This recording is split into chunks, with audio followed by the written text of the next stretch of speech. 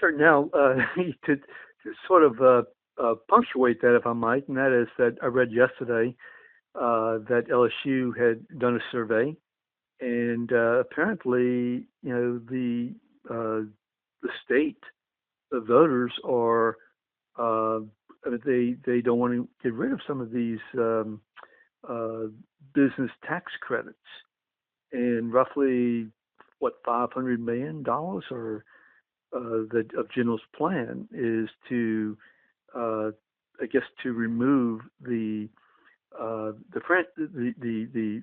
inventory tax credit refund. And so I'm just wondering, I mean, how in the world are we going to get out of this mess? Because if the state doesn't want to fool around with those tax credits or with any of the business tax credits, then how are we going to go forward? Well, I don't care what the survey says. I don't think the legislature is going to be influenced, and I think you could have worded the questions a little differently. I mean, movie tax credits, solar inventory, all of that stuff. Maybe there's a better way to ask it based on the reality and the background of what the choices are versus that, and whether it's movie tax credits, solar inventory, or fees, or whatever else. Do you want to see LSU lose, not have a soccer school? Do you want to see, Mm-hmm. you want to see a couple 100,000? I mean, you want to see 7,000 or 8,000 state employees furloughed? Do you want to see driver's license? So, that's a poll done in and of its own, and I wouldn't pay attention to it if I were a legislature. That's one of those, the way the questions are asked, and without the backdrop of reality. I'm not so sure it reflects the. Look, everybody wants everybody to have something, but at some point in time, somebody has to pay something. And I keep using the term cobble together. I don't think there's any choice but. I mean, if you're going to let out one group and tax another, and it's just common sense and political sense. The bottom line in this whole process is, and I think you're going to see that's what the legislative leadership is looking at, and that's where they're going to go. Everybody has to pay something to get out of this mess. Everybody's going to have to sacrifice something, and it can't be where one industry pays the major share of it. It's just not fair. They didn't cause this problem, and you go after them and you punish them and everybody else.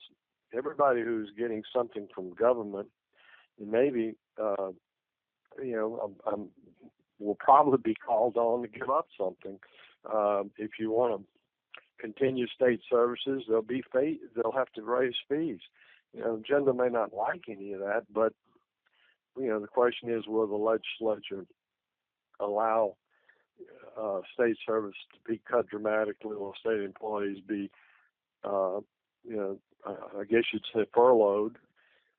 We can't even have a national election. Those are pretty serious consequences, and that's probably just the tip of the iceberg.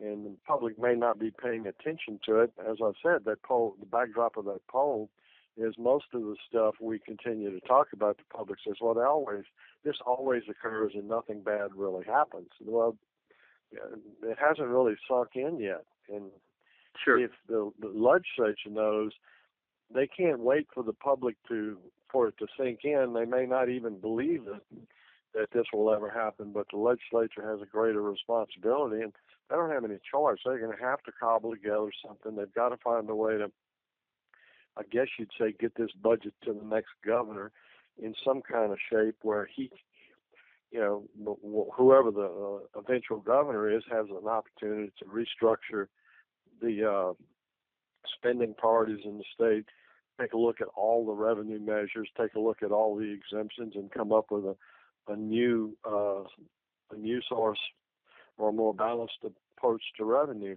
Everything has to be on the table in this session, and to get us to the next governor sometimes in February of 2016, where the next governor can tackle the entire problem and restructure our, the income the states receive.